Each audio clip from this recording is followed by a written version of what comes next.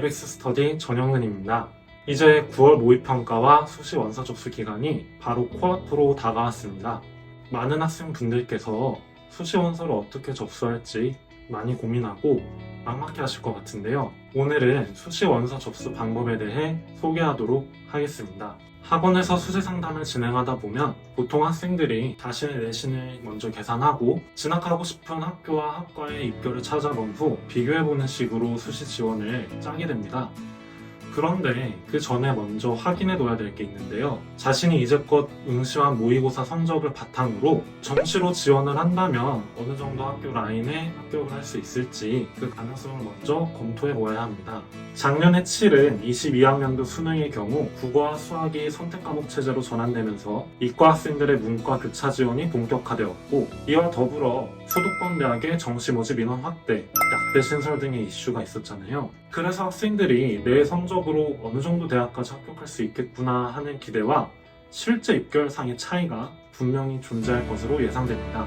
그러므로 작년 정시 입결을 확인해서 내가 정시로 어떤 대학에 지원 가능한지 객관화하는 것이 수시 지원의 첫 번째 단계라고 볼 수 있겠습니다. 내가 정시로는 이 정도 대학을 갈 수 있겠구나 라고 정시 지원 가능 대학 라인을 설정한 이후에는 수시 지원 희망 대학 라인을 결정해야 합니다. 내 모고 성적으로는 지원하기 어려운 대학에 수시 원서 몇 장 정도를 쓸 것인지, 정시로 지원해 볼 수 있을 것 같은 대학에는 몇 장 정도를 쓸 것인지, 혹시나 수능 성적이 아쉬울 경우를 대비해서 더 안정적인 대학에는 몇 장을 쓸 것인지를 고민해야 하는데요. 학생의 모고 성적, 내신, 생기부 내용에 따라 결정하는 것이 옳겠지만 보통은 정시로도 갈 수 있을 것 같은 대학 라인에서 수시 원서 한두 장, 그 아래 대학 라인에서도 마찬가지로 한두 장 정도를 쓰는 것을 추천드립니다. 또 이렇게 고민하는 과정에서 내가 지금 수능 성적을 올리려고 죽어라 공부하고 있는데 이렇게 낮게 써도 되나 하는 생각이 들 수밖에 없잖아요. 학교 선생님들이나 선배들이 주로 하는 말이 너 6평 성적이 수능 성적 된다 라는 말이지만, 실제로 용모 대비 수학 성적 통계 변화 자료를 보시면 성적이 유지되거나 상승하는 경우가 생각보다 꽤 높다는 것을 확인할 수 있습니다. 내가 지금껏 성적을 올리기 위해 어떻게 노력해 왔는지, 지금도 최선을 다해 노력하고 있는지 철저하게 반성해서 수시 지원 희망 대학 라인을 생각해 보시길 바랍니다. 수시 지원 희망 대학군을 선정한 후에는 본격적으로 가고 싶은 학교, 학과를 설정해 입시 개요 및 입결을 확인해 봐야 합니다. 서울 진로진학센터 홈페이지에서 쌤진학 분석 자료를 받아 입시 개요를 쉽게 확인할 수 있고, 대학 어디가 사이트를 통해 입결 및 대학별 내신 성적 환산도 쉽게 해볼 수 있습니다. 우리 학원생들은 학원 선생님들에게 원하는 학교의 자료를 요청하면 정리해서 제공해 줄 거니까 편하게 요청하시고요. 희망 대학 및 학과의 입시 개요, 입결에 대해 조사하는 것과 동시에 자신의 내신과 생기부에 대한 강점을 최대한 객관화해서 정리하는 것도 필수입니다.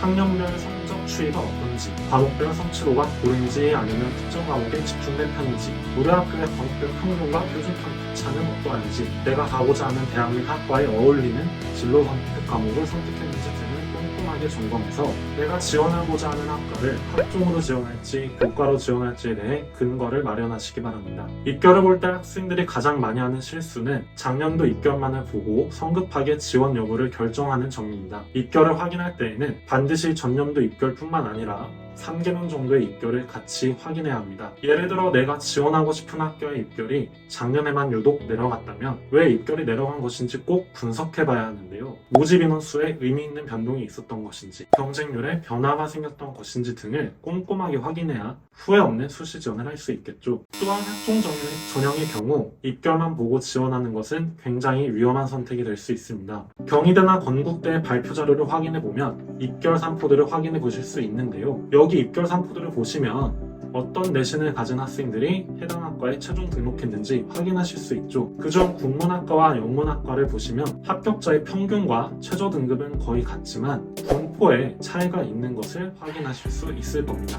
아마도 영문학과의 외고 국제고 학생들이 지원하면서 생긴 차이이지 않을까 짐작해 볼 수 있겠죠. 내 생기부로 보니까 국어보다는 영어에 강점이 있겠다라는 생각으로 바로 영문학과에 지원할 경우 굉장히 안타까운 결과를 받을 수 있으니 꼭 주의하시기 바랍니다. 이제까지 말씀드린 것처럼 입결을 확인하고 분석한 후에는 대학별 수시 모집 요강을 통해 올해 모집에 변화가 있는지, 그 변화가 입결에는 어떤 영향을 끼칠지 예측해보고 지원 여부를 결정하시면 되겠습니다. 지원하고자 하는 대학 및 학과를 추린 다음에는 그 중에서 어떻게 6장을 조합해야 할지 고민해봐야 되는데요.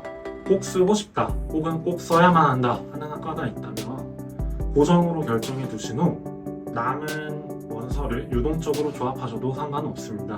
구평을 보고 나서는 6월과 9월 모의평가 성적 추이를 바탕으로 내가 희망하는 학과의 지원 가능성을 다시 한번 검토해 보시고 미리 만들어 놓은 조합들 중 최적의 조합을 선택해 수시 지원을 결정하면 되겠습니다.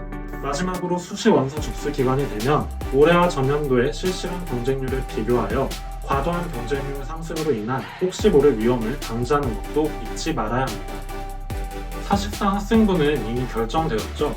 이제 앞으로 남은 중요한 변수는 바로 수능 성적인데요. 수시 원서를 어떻게 쓸지 암담하거나 혹은 원서를 쓸 생각만으로도 이미 그 대학에 붙은 것 마냥 설레는 학생들이 있을 수 있는데 지금 가장 중요한 것은 수능 학습비를 명심해서 끝까지 최선을 다하시길 바라겠습니다.